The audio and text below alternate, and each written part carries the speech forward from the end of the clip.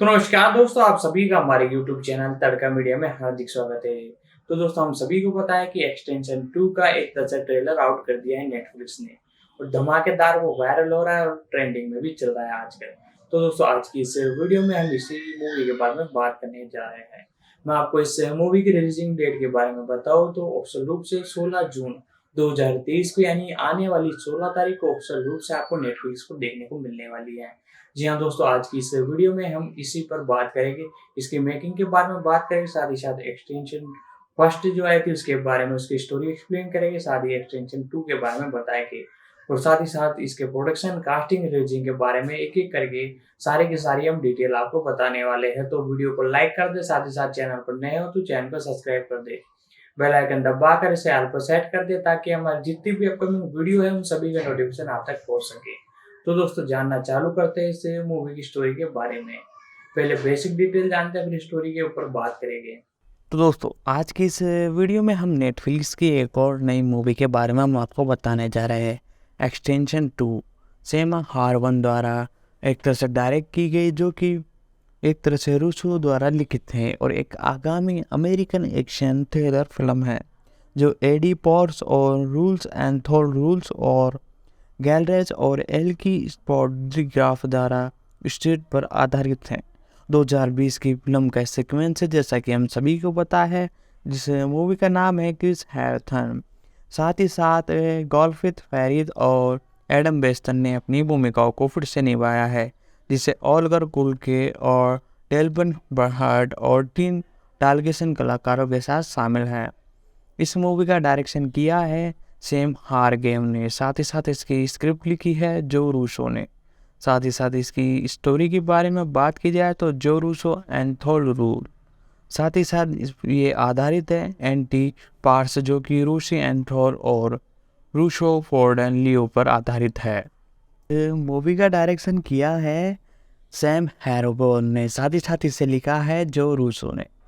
Story की बात की जाए तो जो रूसो के साथ आपको एंथोल रूसो देखने को नजर आया है, जो कि इस स्टोरी को लिखने में उनकी मदद कर रहे हैं। साथ ही साथ ये आधारित है एंटी पास्ट जो रूसो एंथोल के एक तरह से उपन्यास पर, और इसका प्रोडक्शन करने जा रहे हैं जो रूसो और एंथोल रूलो और किसी के साथ क्रिस हेम्बर्ट। साथ ही साथ मुख्य रूप से इसमें अभिनेत्री आपको देखने को मिलने वाले अभिनेता मुख्य रूप से, और जिसमें सबसे पहला नाम आता है क्रिस हेम्बर्ट।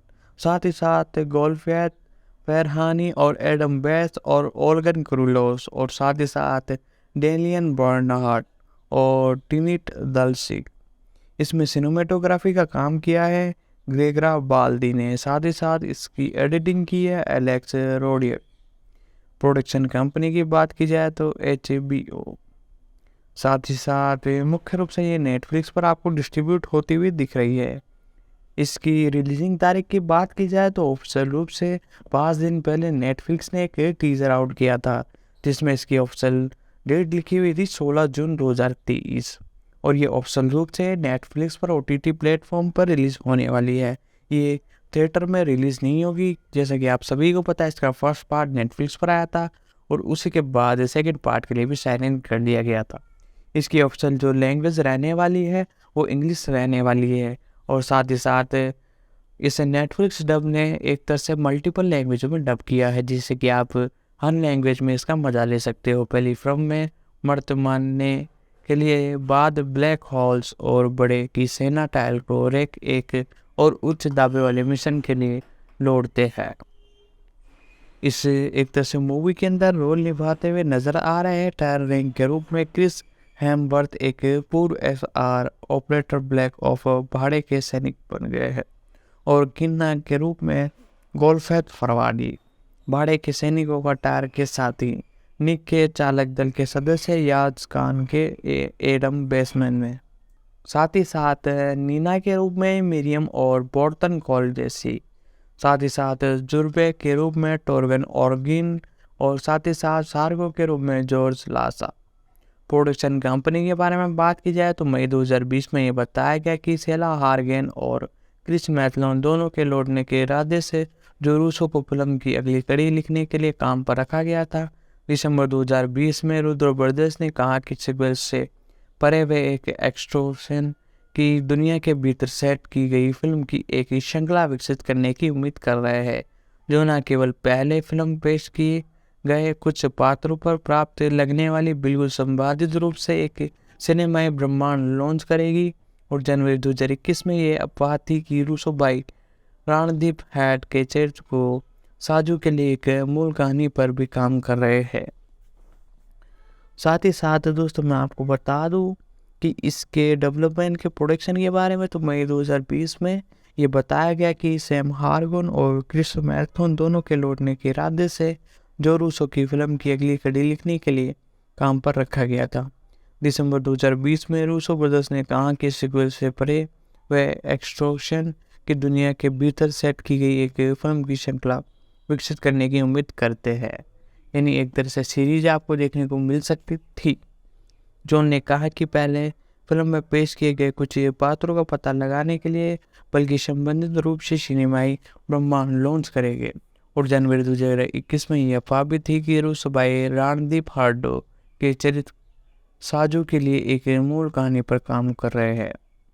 शूटिंग के बारे में बात की जाए तो सीक्वल्स के लिए फिल्मांकन सितंबर 2021 में सिडनी ऑस्ट्रेलिया के साथ साथ पूरी एक तरह से दुनिया में कई जगहों पर हुआ, लेकिन कोविड-19 महामारी के संदर्भ में पहले ने उत्पादन को प्रगति स्थान पर रोक दिया।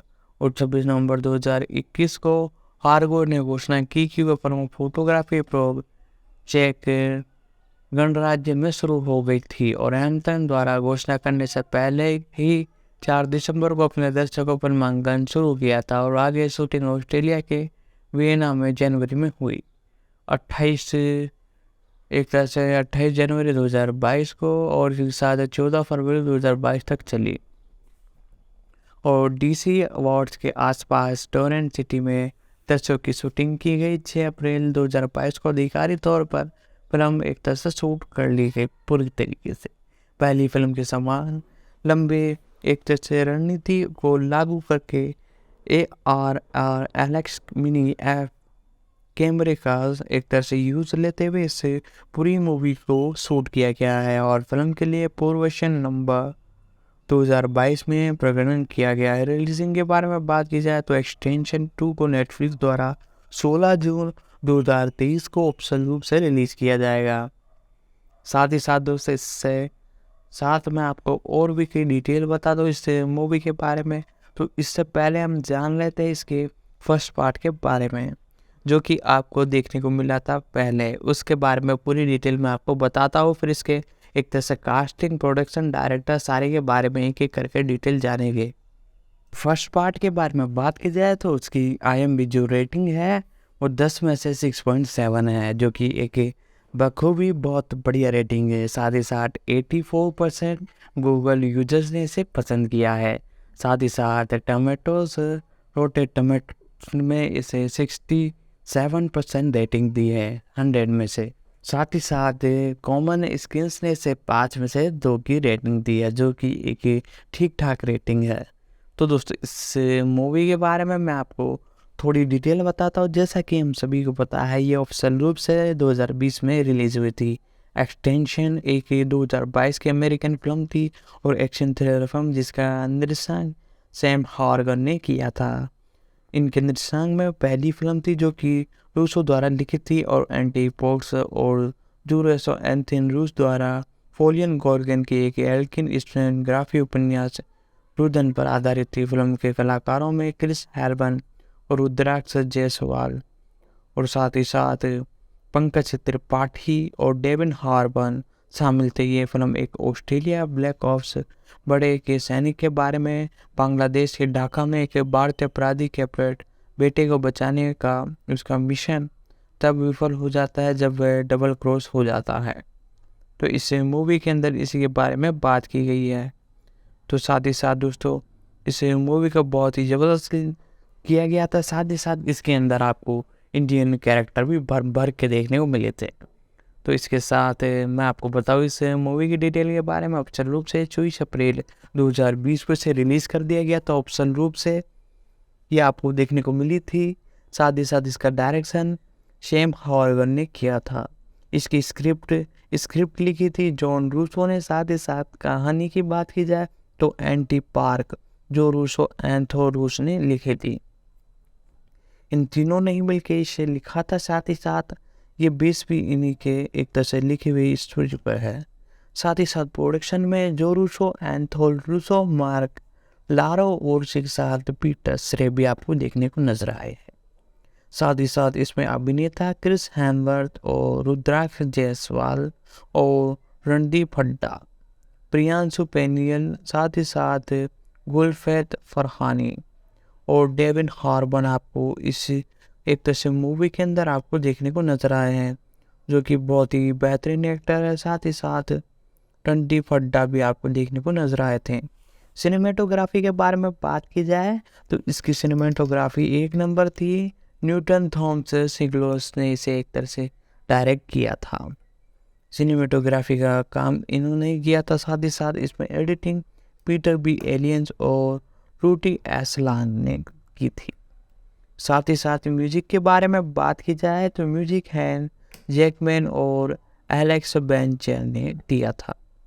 प्रोडक्शन कंपनी HBO और विगात मनोरंजन और Indian tech one production DGIM films. साथ ही साथ इसका डिस्ट्रीब्यूशन किया था नेटफ्लिक्स ने।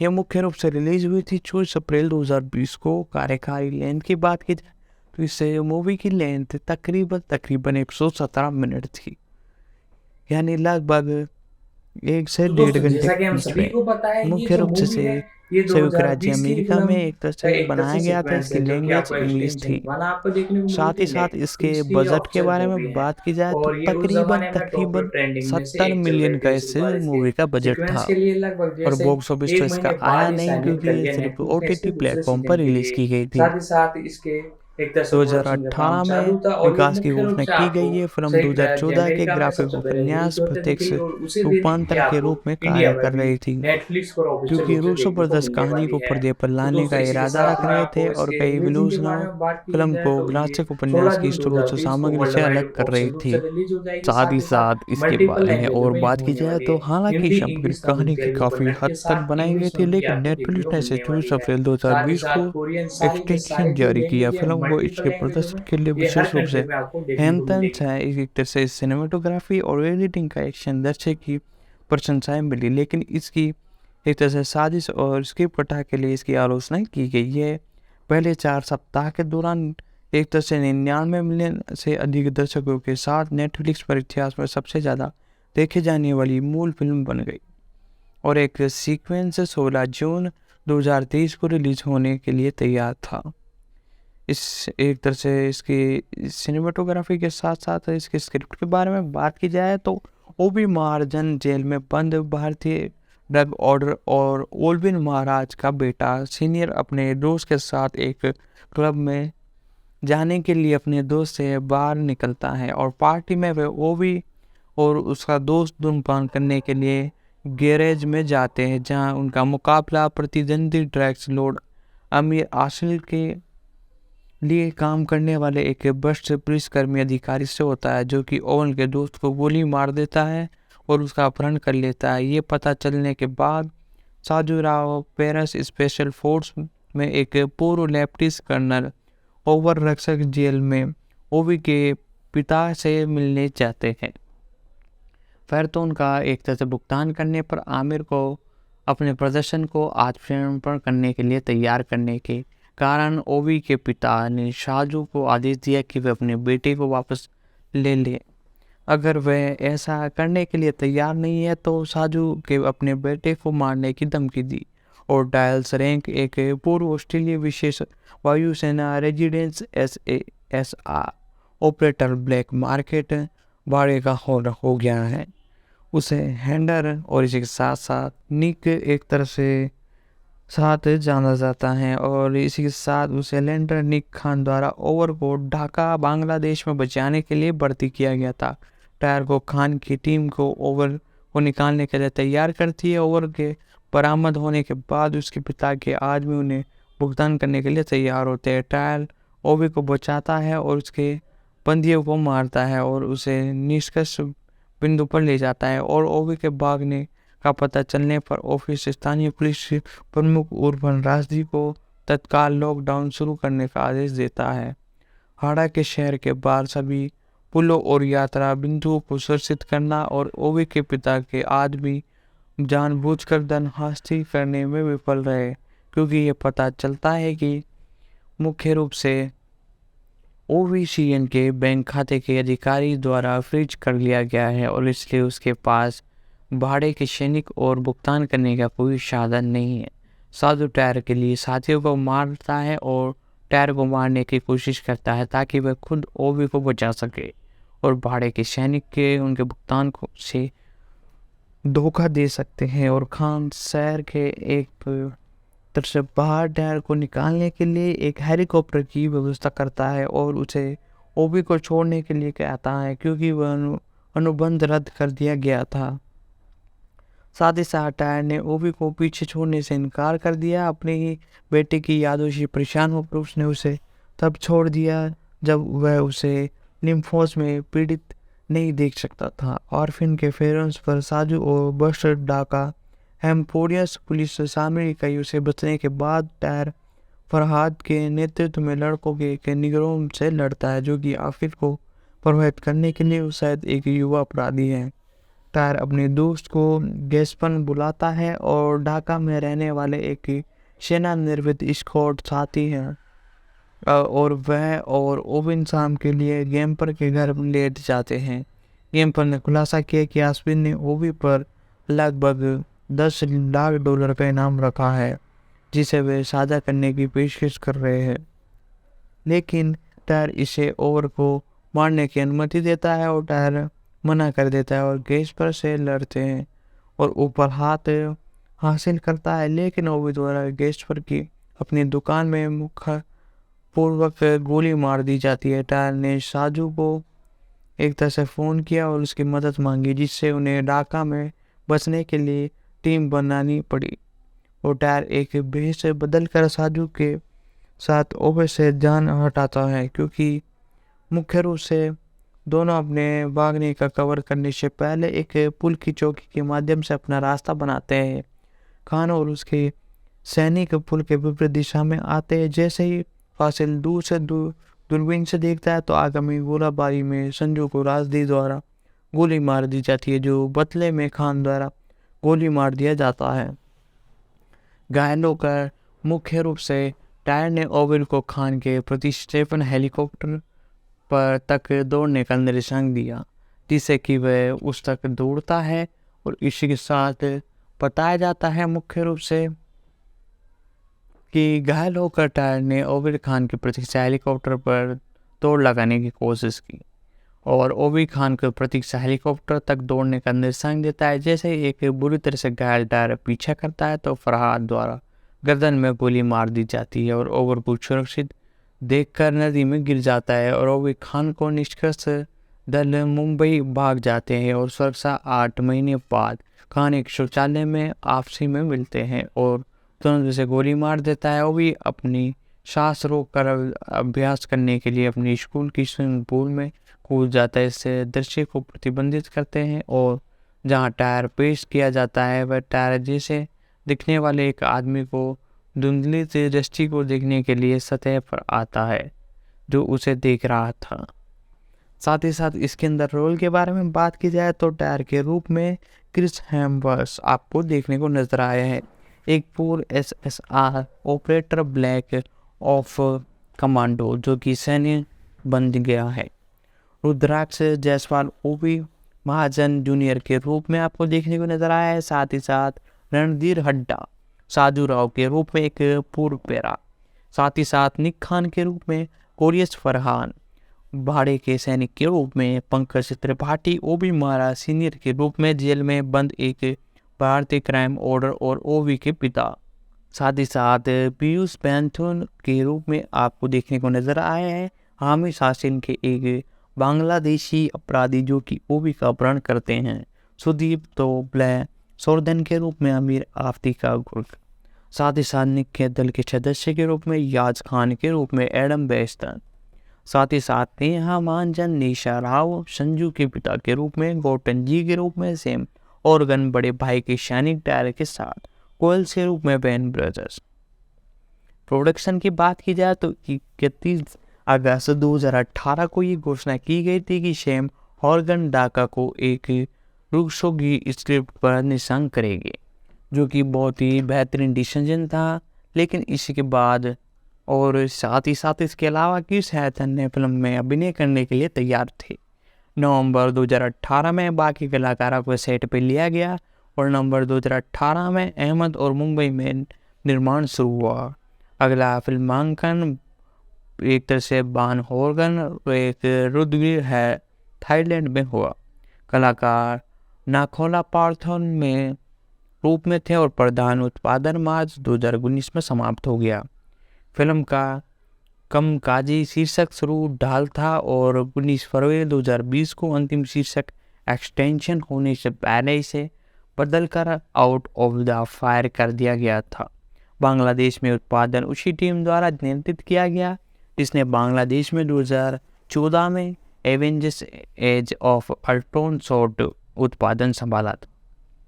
हेरोन जैक्समैन और एलेक्स बेल्थन ने फिल्म के स्कोर की रचना की और 21 ब्रिज में एक साथ काम किया, जबकि रूसो ब्रदर्स ने फिल्म का निर्माण किया और BNG ने साउंड ट्रैक जारी किए। आधिकारिक ट्रेलर के लिए अंग्रेजी डॉक मुख्य रूप से ब्राउन जूरी का उत्पादन किया गया।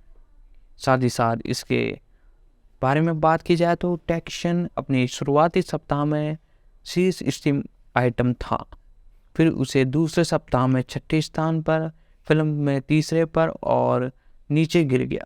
नेटफ्लिक्स का अनुमान था कि रिलीजिंग के पहले महीने के दौरान फिल्म को लगभग 90 मिलियन एक तरह से दर्शकों द्वारा देखा जाएगा, जो कि सेवा के इतिहास में सबसे बड़ा प्रीमियम था। लेकिन फिल्म 4 जुलाई को सप्ताहांत में साइड टॉप में मुख्य रूप से शो में आई। जुलाई 2020 में नेटफ्लिक्स ने खुलासा किया कि फिल्म के रिलीजिंग से पहले 4 सप्ताहों में 99 मिलियन एक तरह से दर्शकों द्वारा देखी गई, जो कि उनकी मूल फिल्मों में सबसे ज़्यादा अधिक है। नंबर 1 किस्त बताई गई और फिल्म उसी बिंदु तक 2020 तक चौथी सबसे ज़्यादा देखने वाली सीधा से स्ट्रीमिंग शीर्षक था। हमने इस वीडियो में एक्सटेंशन 2 की एक तरह से स्टोरी के बारे में बात की और बेसिक डिटेल मैंने आपको बताई। अब एक्सटेंशन 1 के बारे में बात करेंगे और उसकी डिटेल के बारे में हम आपको बताएंगे। तो दोस्तों वीडियो को लाइक कर दे और आगे बढ़ते हैं और इस वीडियो में आगे हम जानते हैं इस मूवी के बारे में। दोस्तों अब हम इस मूवी के बारे में थोड़ी और डिटेल में आपको बताता हूँ। आप वीडियो को लाइक कर दे, साथ ही साथ चैनल पर नए हो तो चैनल को सब्सक्राइब कर दे, बेल आइकन दबा ले, इसे ऑल पर सेट कर ले ताकि हमारी जितनी भी अपकमिंग वीडियोस हैं उन सभी का नोटिफिकेशन आप तक पहुँच सके। तो दोस्तों इस मूवी की एक तरह से कई स्टोरी के बारे में हमने बात कर ली थी और कास्टिंग के बारे में बात कर ली थी। प्रोडक्शन के बारे में अब हम बात करते हैं।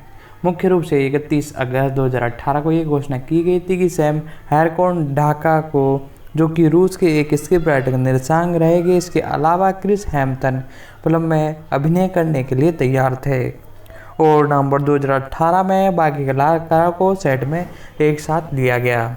नवंबर 2018 में अहमदाबाद और मुंबई में निर्माण शुरू हुआ। अगला फिल्मांकन बानपोर और रत्नपुरी और थाईलैंड में हुआ। कलाकार नाथोन पोर्ट के रूप में थे और प्रधान उत्पादन मार्च 2019 में समाप्त हो गया। फिल्म का कामकाजी शीर्षक शुरू में ढाला गया और 19 फरवरी 2020 को अंतिम शीर्षक एक्सटेंशन होने से पहले इसे बदलकर आउट एंड द फायर कर दिया गया। लेकिन बांग्लादेश में उत्पादन उसी टीम द्वारा नियंत्रित किया गया जिसने कि बांग्लादेश में 2014 में मैंने जैसे कि आपको बताया Avengers age of the Ultron की एक तरह से शूटिंग के लिए अपना हाथ बटोरे थे। साथ ही साथ एक्सटेंशन अपने पूरी शुरुआती सप्ताह में शीर्षक स्ट्रीम पर लोगों द्वारा बहुत ज़्यादा पसंद की गई और रेटिंग भी बहुत ठीक ठाक आई।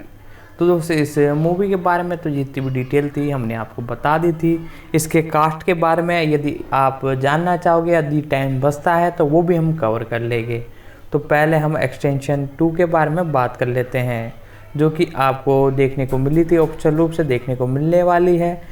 इस एक तरह से मैं आपको बताऊँ आने वाली इस 16 जून 2023 को।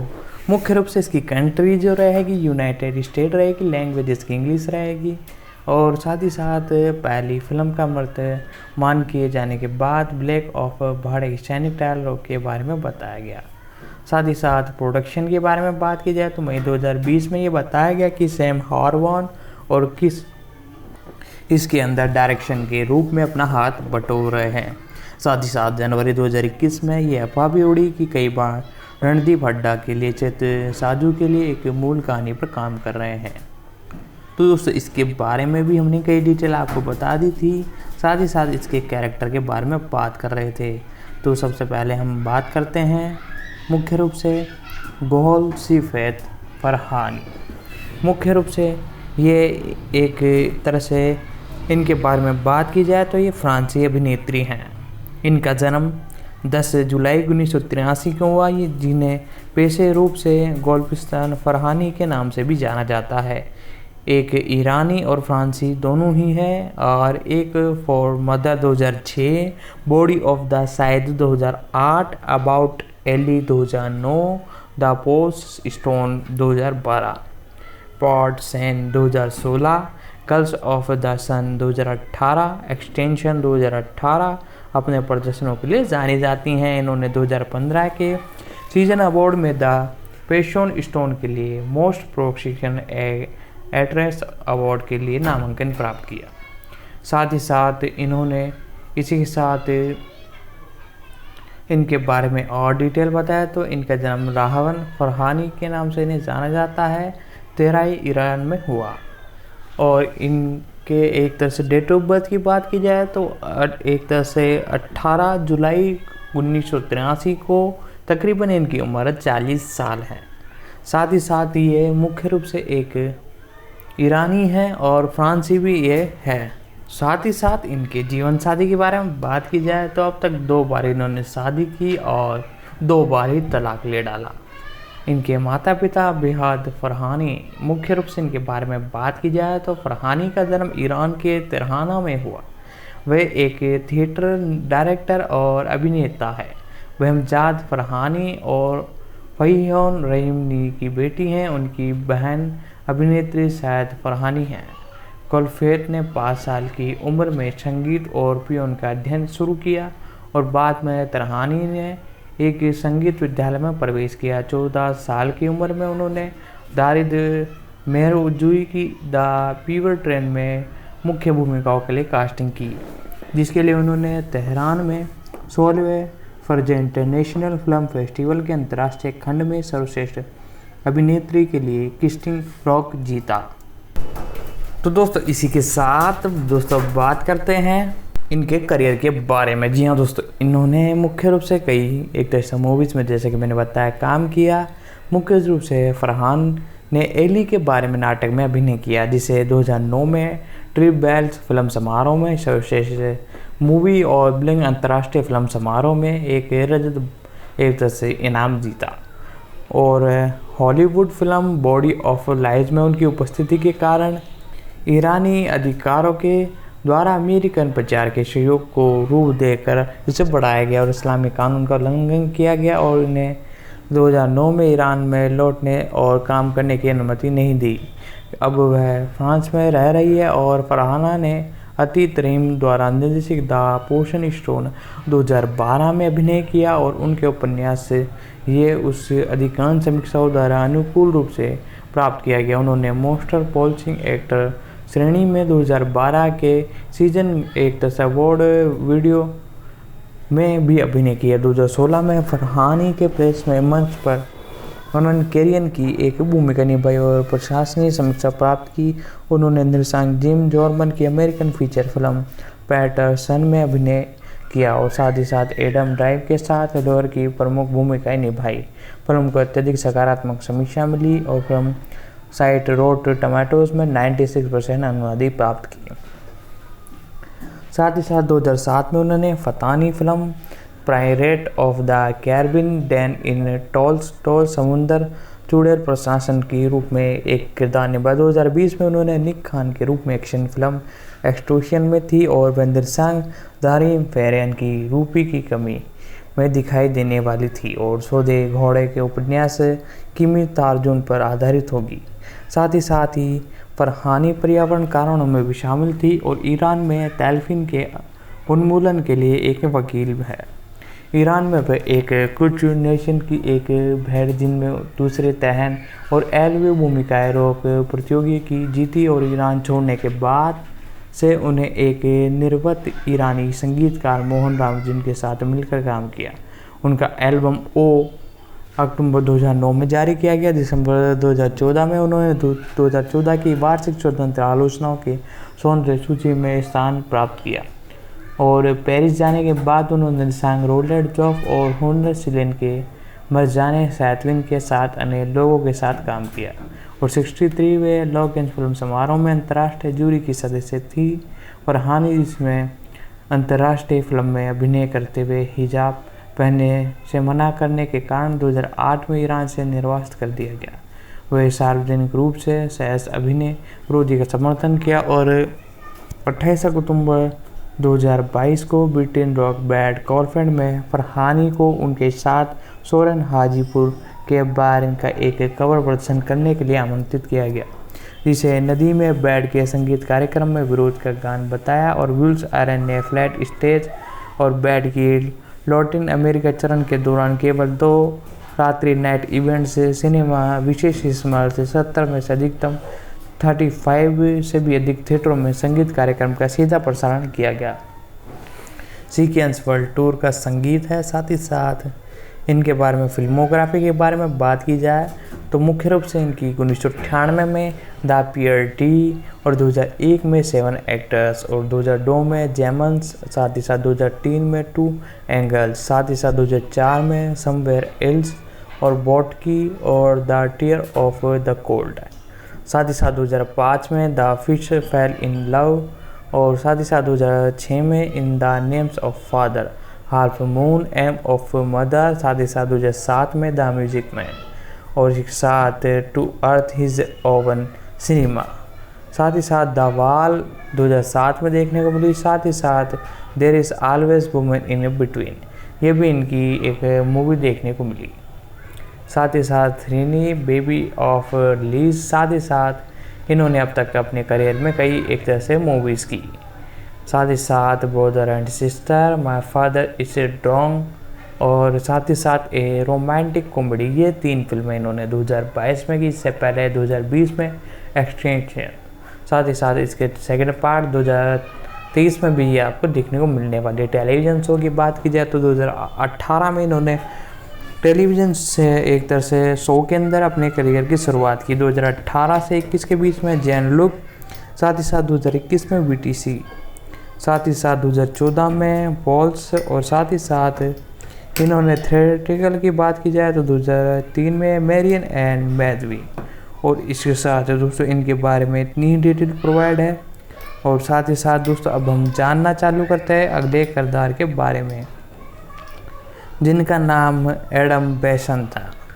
इनका जन्म, इनके बारे में थोड़ी और जैसे कि मैं डिटेल बताऊँ तो आपको मुख्य रूप से ये कई मूवीज़ में आपको देखने को मिल चुके हैं, जिनके अंदर 2010 की है मुख्य रूप से ली रिपोर्ट हॉर्न प्रेंस और साथ ही साथ ले मोस्टी 2 ऑफ साउंड माइंड, साथ ही साथ एक्सटेंशन में आपको देखने को मिले। साथ ही साथ 2022 में एरजोर हार्को और ली प्रेडू पासल, एक्सटेंशन 2 और मदर हार्ट। साथ ही साथ कई एक तरह से एक्टरों के साथ काम करने के बाद इन्हें बुलंदी हासिल की। साथ ही साथ अवार्ड की बात की जाए तो 2022 में इन्होंने कैम फिल्म फेस्टिवल अवार्ड, साथ ही साथ सेंटी जेम्स डी जोर फिल्म अवार्ड, साथ ही साथ रेड सी एंटरटेनमेंट फिल्म अवार्ड, 2023 में ल्यूमियर अवार्ड, साथ ही साथ पेरिस फिल्म ग्रेट, साथ ही साथ कई एक तरह से ये रिकॉर्ड अपने नाम कर चुकी हैं। साथ ही साथ इस मूवी के अंदर आपको देखने को नजर आए थे ओल्गा कोल्गिस्कुर्गे। इनका जन्म 14 नवंबर 1980 को हुआ और एक ये यूरोपी और फ्रेंच अभिनेता और मॉडल है। ब्राडिक्स में जन्मे और पली बड़ी और मॉडल करियर बनाने के लिए 16 साल की उम्र में फॉरेस्ट चली गई। उन्होंने 2005 में अपने अभिनय के करियर की शुरुआत की और पहली बार वीडियो गेम ही मेड 2007 की फिल्मांकन रूपांतर में नीका बोरियन के रूप में उनकी भूमिकाओं के लिए एक अभिनेत्री के रूप में सफलता पाई। 22वें जेम्स बॉन्ड और बॉन्ड गर्ल्स फेमियस के मॉर्टन के नाम से भी जाने जाते हैं। फिल्म क्वाइट ऑफ सोलन 2008 और सुपर फिल्म ब्लैक विडो 2021 में मास्टर के रूप में नजर आए। ओल्गा कोफ्तिस्तान और फ्लेयर मुख्य रूप से 14 नवंबर 1980 में, तकरीबन इनकी उम्र 43 साल, बॉस्टन यूए को साथ ही साथ सर्विक संघ में है। साथ ही साथ इनके बारे में बात की जाए तो ये एक अभिनेत्री है, साथ ही साथ एक स्टार, मॉडल स्टार। साथ ही साथ इस इंडस्ट्री में 1985 से वर्तमान तक काम कर रही है। इन्होंने अब तक 2 बार शादी कर ली और 2 बार इन्होंने डिवोर्स ले लिया है। और साथ ही साथ इन्होंने टेरियन मालिक की 2 द वंडर 2012, मार्टिन मैकडोन की डार्क मोडी 7 और साइफ्लेस 2012 और अल्मोड़ा एची की राजनीति संघ द डेथ ऑफ स्टील और किड डॉन किड्स 2018 और नेटफ्लिक्स श्रृंखला देशद्रोह 2022 में देखने को नजर आने वाली हैं। प्रारंभिक जीवन के बारे में बात की जाए तो यूरेक एसआर सोवियत संघ में हुआ इनका जन्म। इनके पिता कोस्टिन यूरेक हैं और इनकी माँ मेरियन एलिए बोस, और जो कि कला शिक्षित और प्रदर्शित कलाकार हैं। इनका जन्म के बारे में बात की जाए तो इर्कुस्तान और रूस में हुआ और रूसी और बेलरूम के वंश से हैं। वह मुख्य रूप से 3 साल की थी तब उनके माता पिता का तलाक हो गया और उनकी परवरिश उनकी अकेली माँ ने की। साथ ही साथ इनके स्ट्रगल के बारे में बात की जाए तो ग्लोरी 15 साल की उम्र में अपने मूल निवास बोलिसन में मॉस्को चली गई। 16 साल की उम्र में वह पेरिस चली गई और 1986 में उसे पेरिस स्थित मैटलिंग मॉडल एजेंसी के साथ एक अनुभव का हस्ताक्षर किया, जहां वे अपने प्रचार वेलियन रोशन से मिली और अगले वर्ष 18 वर्ष की उम्र तक वोग और एलियन पत्रिकारों के कवर में दिखाई दी। पेरिस में एक मॉडल के रूप में काम करते हुए कुरेश ने यूक्रेन में अपनी मां का समर्थन किया। वह मॉडल फिगर्स और मेरी फ्लैग्स पत्रिकारों के कवर पर भी दिखाई दी।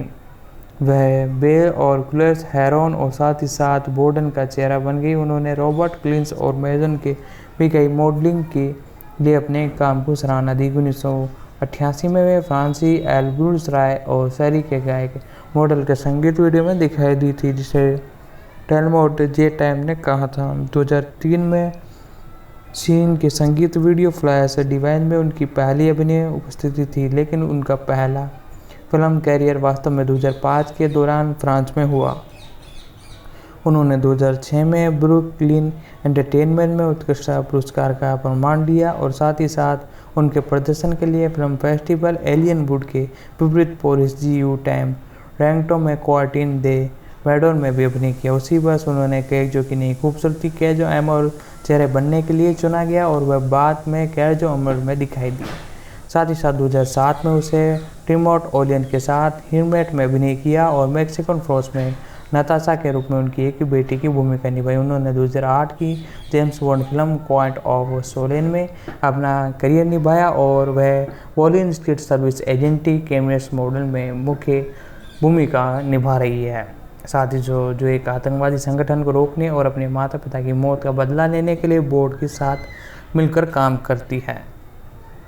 उन्होंने मेक्सिको पत्रिका के एक तरह से अमेरिकन संस्करण में दिसंबर 2008 के अंक के कवर पर दोस्तों इनके बारे में मैं और डिटेल जैसा कि मेरे सामने है तो मैं आपको बताता हूँ कि 2008 के अंक के कवर पर इन्होंने मेक्सिको के यूरेक संस्करण में फरवरी 2009 के अंक के कवर में चित्रण किया। साथ ही साथ टेरिस माल की रोमांटिक ड्रामा फिल्म 2 द वंटर में वैन एक्शन और रेट मैकड्रेन के अभिनय किया। फिल्म की शूटिंग 2010 के पतन ब्लास्टिंग हॉल 1 में हुई। 2007 में वे अरमोड़ा रुचिन की राजनीति की व्यक्तिगत film the handy of steel में सौर्य प्रोथन मारियन युग के रूप में दिखाई दी। फिल्म एक महत्वपूर्ण सफलता थी और इसमें स्टीव बुर्स्टेन और साइमन रैशन बिल और साथ ही साथ the man who killed dons और 2018 में अपने अभिनय किया, जिसमें एडम ड्राइव और रोजनाथ प्रेस ने अभिनय किया, जहां 2008 में कान एक तरह फिल्म समारोह में इसका प्रीमियम हुआ। वह पेरिस के सम्राट में बेरेन रॉक्सन के ग्रेव के लिए रूप में दिखाई दी और रोवन एल्ट्रिन के नेतृत्व वाली कॉमेडी फिल्म जोर इंडी स्टोन और 2018 में रूसी जासूस के रूप में दिखाई दी। 2011 में उन्होंने एक्शन थ्रिलर फिल्म सेटिंग्स में अपने अभिनय में एक तरह से रिकॉर्ड तोड़ कमाई करने के बाद सुपरहिट बॉक्स ऑफिस कलेक्शन प्राप्त किया। उसी वर्ष उन्होंने मार्वल सिनेमैटिक यूनिवर्स MCU में एक तरह से ब्लैक विडो में एडियंस डायर एक तरह से टास्क मास्टर की भूमिका निभाई। और अक्टूबर में उन्होंने डॉन जॉनसन एक तरह से कॉमेडी हिस्ट्री फिल्मी हाई हिट में कष्ट किया गया। साथ ही साथ इनके बारे में बात की जाए तो कुडलेक ने 2001 में फ्रांसीसी नागरिक प्राप्त की गई, जिससे उन्होंने एक व्यापारिक निर्णय कहा क्योंकि यूरोप पासपोर्ट के साथ यात्रा करने पर वीजे के बिना फ्रांसीसी पासपोर्ट के साथ यात्रा करना आसान था।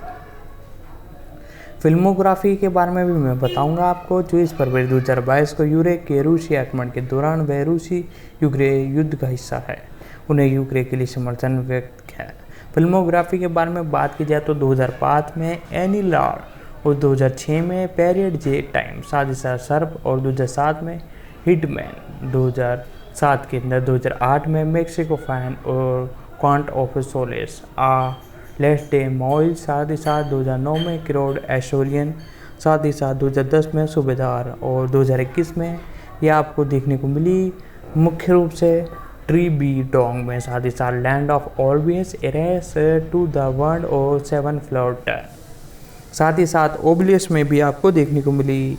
साथ ही साथ हाल ही में ये 2022 में वेंस्टिंग और विथ एलिफेंट द प्राइसेस और हाई हैट, साथ ही साथ 2023 में एक्सटेंशन 2 में आपको देखने को मिलने वाली है।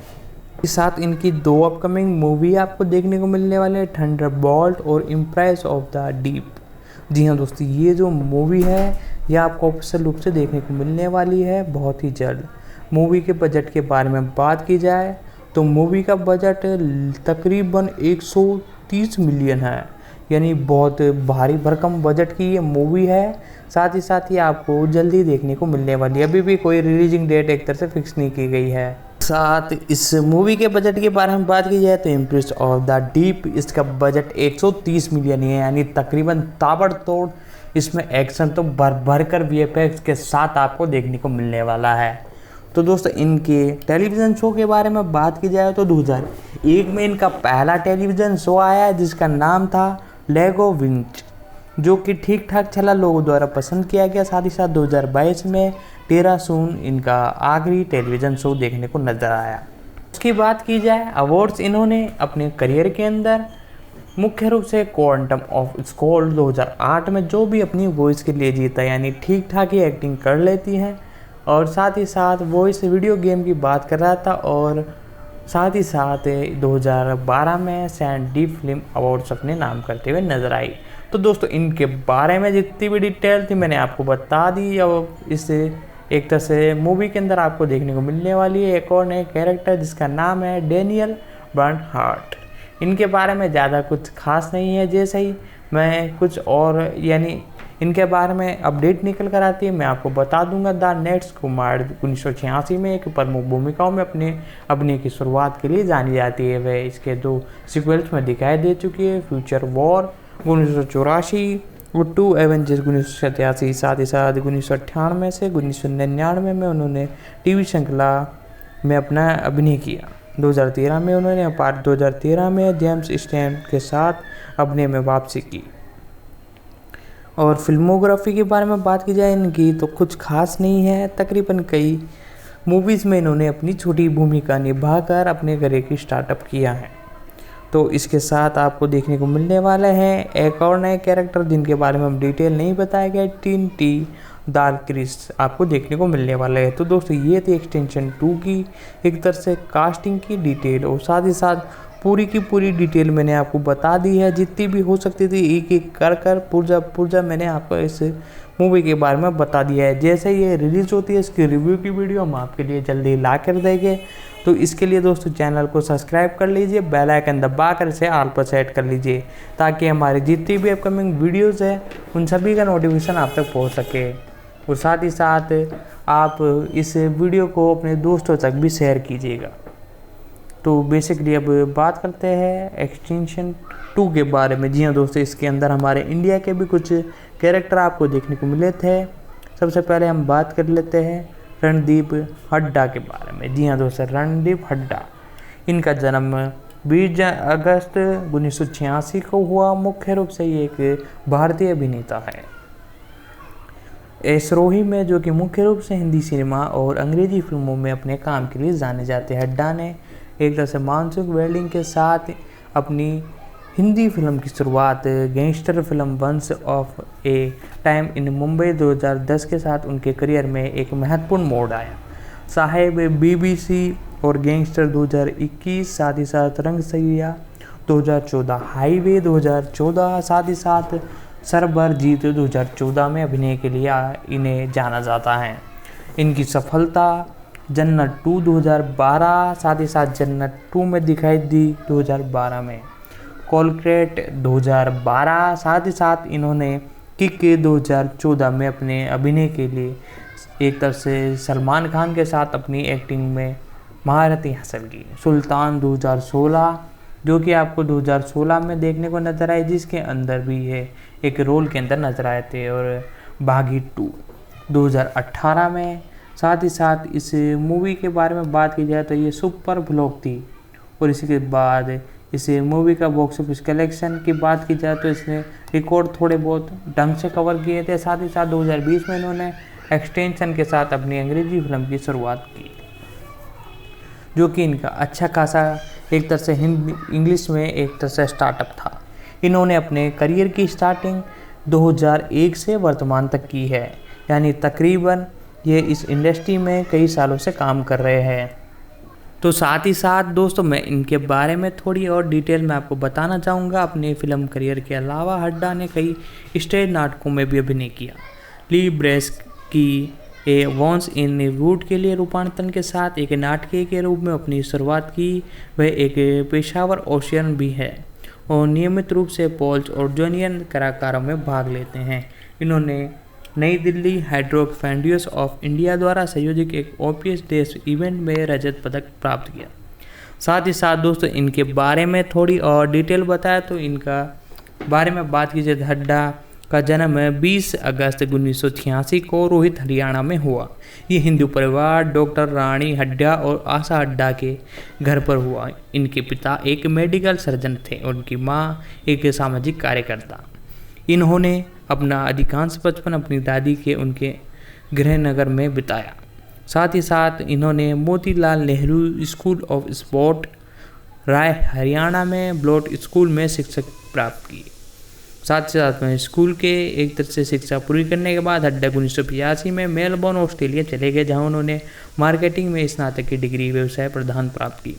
2000 में हड्डा भारत लौट आए और एक एयरलाइन के विस्फोट विभाग में काम किया। बाद में उन्होंने दिल्ली में सेकंड थिएटर में मॉडलिंग और काम करना शुरू किया और नाटक टू टीच हॉर्न रिसर्च के दौरान नृत्य किए। मीरा नायर में हड्डा से उनकी अगली एक तरह से फिल्म में एक भूमिकाओं के लिए ऑडिशन के लिए संपर्क किया गया। फिल्म करियर के बारे में बात की जाए तो 2001 से वर्तमान तक अपने अभिनय की शुरुआत मीरा नायर की फिल्म मानसू वेड्डी 2001 से किया, जिसमें उन्होंने ऑस्ट्रेलिया के एक अनिवासी भारतीय भूमिका निभाई। हालांकि फिल्म एक महत्वपूर्ण व्यावसायिक सफल थी। हड्डा ने दूसरे परियोजनाओं के लिए 4 साल इंतजार किया। इसी बीच उन्होंने थिएटर में काम किया और खुद को आर्थिक रूप से सहर करने के लिए टेलीविज़न विज्ञापनों में दिखाई दिया। उन्होंने नई दिल्ली में राष्ट्रीय नाट्य विद्यालय में रसीदास खां द्वारा आयोजित एक कल्पना और कार्यशाला में भी भाग लिया। 2005 में हड्डा को Ram Gopal Verma gangster film D में मुख्य रूप से लीड के अंदर लिया गया। साथ ही साथ इस इंडस्ट्री में 2006 में स्कीम और 2007 में रूबारू 2008 में और लव खिचड़ी 2009 में अपने करियर का स्टार्टअप किया। साथ ही साथ 2010 से 2016 के बारे में इनके बारे में हम डिटेल आपको बताते हैं। वर्ष 2010 में हड्डा ने करियर में अपने एक महत्वपूर्ण मोड़ आया। साथ ही साथ इस इंडस्ट्री के अंदर इन्होंने कई उतार चढ़ाव के बाद महारत हासिल की। तो दोस्तों, आपको यदि हमारी ये वीडियो पसंद आ रही है तो वीडियो को लाइक कर दिया। अब तक हमने एक्सटेंशन 1 के बारे में, 2 के बारे में बेसिक डिटेल जितनी भी डिटेल थी सारी हमने जान ली है। अब सेक्शन 2 की बारी है, यानी एक तरह से इसके कास्टिंग के बारे में, रीजन के बारे में, प्रोडक्शन, साथ ही साथ मल्टीपल जो एक तरह से लैंग्वेज कौन कौन सी में देखने को मिलने वाली, इन सभी की डिटेल मैं आपको बताऊंगा। और साथ ही साथ दोस्तों आपको और किसी सीरीज की एक्सप्लेनेशन जाननी है तो वीडियो को लाइक करके नीचे कमेंट बॉक्स में आकर उस सीरीज या मूवी का नाम लिख दे, चाहे वो कोई से भी प्लेटफॉर्म की, नेटफ्लिक्स, चाहे डिज्नी हॉटस्टार, चाहे एप्पल प्लस की। तो दोस्तों आगे बढ़ते हैं और वीडियो में जानते हैं और डिटेल। तो दोस्तों अब हम हमारे इंडियन कैरेक्टर के बारे में जानते हैं जो कि इस मूवी के अंदर बखूबी नजर आए थे। तो हमने एक कैरेक्टर के बारे में बात कर ली थी, साथ ही साथ इनकी कई फिल्मों ने 400 करोड़ के आंकड़े को भी पार किया है जो कि एक बड़ी कामयाबी थी। तो दोस्तों अब हम जानते हैं हमारे अगले कैरेक्टर के बारे में, जिनका नाम है मुख्य रूप से प्रियांशु, एक तरह से जिन्हें जाना जाता है प्रियांशु पेन्यूल के नाम से। प्रियांशु पेरियन एक भारतीय अभिनेता और मॉडल है जो कि बॉलीवुड फिल्मों में दिखाई देते हैं। साथ ही साथ 2020 में नेटफ्लिक्स की एक्सटेंशन एक अमेरिकन एक्शन थ्रिलर फिल्म में और साथ ही साथ मिर्ज़ापुर 2 में आपको देखने को नजर आए थे, जो कि बहुत ही बेहतरीन सीरीज है। इंडिया में बात की जाए तो अब भी रिलीजिंग के बाद अब भी ये इंडिया के अंदर ट्रेंडिंग पर चल रही है। साथ ही साथ सेकंड और नंबर पर आ रही है पूरे इंडिया के अंदर। देखा जाए तो वर्ल्ड वाइड इस सीरीज ने इतनी तगड़ी परफॉर्मेंस की है और साथ ही साथ Amazon prime video action crime thriller श्रृंखला में दिखाई दिए हैं। मुख्य रूप से इसमें फिल्मोग्राफी के बारे में बात की जाए तो सबसे पहले 2016 में फर्स्ट लव स्टोरी और रॉक ऑन 2 और भव्य जोशी सुपर हीरो हाईजैक, साथ ही साथ फिर एक बार, साथ ही साथ ये आपको पिप्पा में देखने को मिलने वाला है जो कि अपकमिंग मूवी है हमारे अक्षय कुमार सर की। तो दोस्तों इनके वेब सीरीज़ के अंदर डेब्यू की बात की जाए तो बाग बागची बारात और सोलमेट प्रियांशु में देखने को मिले। साथ ही साथ मिर्ज़ापुर 2, जी हाँ दोस्तों, मिर्ज़ापुर 2 में भी आपको देखने को मिले। तो इनके बारे में ज़्यादा डिस्कस नहीं करेंगे क्योंकि ये ज़्यादा एक तरह से कामयाबी हासिल नहीं कर पाए अभी तक। अब हम बात करते हैं हमारे दिग्गज कलाकार पंकज त्रिपाठी के बारे में। इनका जन्म 28 सितंबर 1986 को एक भारतीय अभिनेता के नाम से इन्हें जाना जाता है भारत के अंदर हुआ था और इनकी एक्टिंग बहुत ही फेमस है। साथ ही साथ ये तेलुगु तमिल भाषाओं में फिल्मों में भी दिखाई दी है, साथ ही साथ इंग्लिश फिल्मों में। त्रिपाठी ने खुद को हिंदी सिनेमा में उल्लेखित अभिनयों में से एक के रूप में स्थापित किया है। वे कई पुरस्कारों में प्राप्त करता है जिनमें वे राष्ट्रीय फिल्म पुरस्कार, एक फिल्म फेयर पुरस्कार और एक स्क्रीनिंग पुरस्कार और एक फाई पुरस्कार शामिल है। इनके बारे में बात की जाए तो पंकज त्रिपाठी, इनका जन्म 28 सितंबर 1975 में हुआ। आज इनकी उम्र लगभग 46 साल है। बिहार भारत के अंदर हुआ। मुख्य रूप से ये एक अभिनेता है। साथ ही साथ सक्रिय वर्ष इनका 2004 से वर्तमान तक। और इनकी पत्नी का नाम है 2004 में इनकी पत्नी बनी मुंथा त्रिपाठी।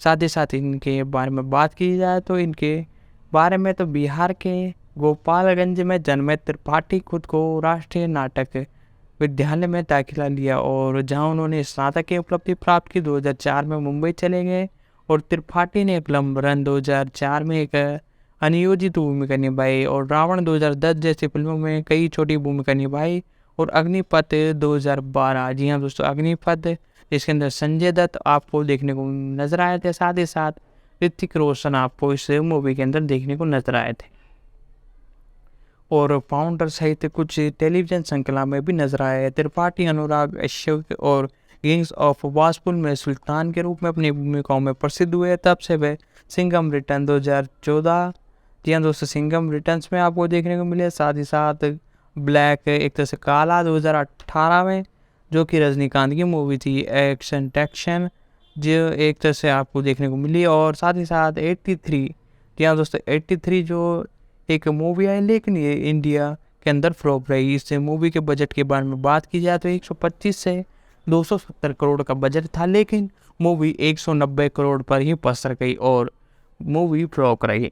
साथ ही साथ कागज 2021 के अंदर आपको देखने को मिले, जो कि एक इनके मेन कैरेक्टर के अंदर पहली मूवी थी। ये G5 पर ऑफिशियल रूप से देखने को मिली। साथ ही साथ मिमी 2021 में इस मूवी के अंदर आपको देखने को मिली। साथ ही साथ दो जिनमें से अंतिम इन्होंने सर्वश्रेष्ठ सहायक अभिनेता फिल्म फेयर पुरस्कार जीता न्यूट के लिए, और त्रिपाठी ने एक राष्ट्रीय फिल्म पुरस्कार, विशेष उल्लेख सहित कई पुरस्कार अर्जित किए। मिर्ज़ापुर की मियां जास्टिन और साथ ही साथ ब्रांड क्लोडोर सहित कई वेब श्रृंखलाओं में भी नजर आ चुके हैं। त्रिपाठी का जन्म 5 सितंबर 1983 को भारत के बिहार राज्य के गोपालगंज जिले में, जैसा कि मैंने बताया, हुआ था। और साथ ही साथ इनके बारे में बात की जाए, त्रिपाठी 2004 में मुंबई आ गए थे और अपहरण 2005, जी हाँ दोस्तों, 2005 अपहरण मूवी, जिसके अंदर आपको अजय देवगन मेन लीड के अंदर देखने को मिले थे और बंटी और बबली, जी हाँ दोस्तों, जिसके अंदर अमिताभ बच्चन आपको मेन लीड के अंदर देखने को मिले थे। साथ ही साथ ओमकार, जिसके अंदर आपको अजय देवगन देखने को मिले थे, शौर्य 2008। साथ ही साथ रावण, जी हाँ दोस्तों, रावण जो मूवी आई थी उसमें भी देखने को मिले। आक्रोश 2010 के अंदर, जिसके अंदर अजय देवगन मेन लीड में नजर आए। साथ ही साथ 2012 में उन्होंने गैंग्स ऑफ मार्शलपुर फिल्म में सुल्तान के रूप में अपनी पहली प्रमुख ऑन स्क्रीन भूमिका निभाई। त्रिपाठी ने गैंग्स ऑफ वासेवल फिल्म में रिलीजिंग की लोकप्रियता हासिल की। प्रमुख अभिनेताओं के रूप में उनकी पहली फिल्म 2017 की फिल्म गुड़गांव थी, जिसके बाद कागज 2021 में उनकी भूमिका थी।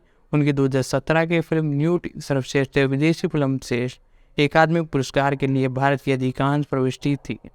त्रिपाठी ने तमिल सिनेमा में फिल्म काला से अपने शुरुआती में 7 जून 2018 को रिलीज हुई और लोकप्रियता हासिल करने के बाद त्रिपाठी दबंग 2, गुड डे, एक तरह से सिंघम रिटर्न्स, दिलवाले दुल्हनिया ले जाएगी जैसी फिल्मों में छोटी भूमिका निभाई। वर्ष 2017 में वह बरेली की बर्फी और मुफरे रिटर्न्स में आपको देखने को नजर आया। त्रिपाठी ने वर्ष 2020 में क्रिस हैरवर्स अभिनेता नेटफ्लिक्स में एक्सटेंशन में रणदीप हड्डा के साथ अपना काम जमाया।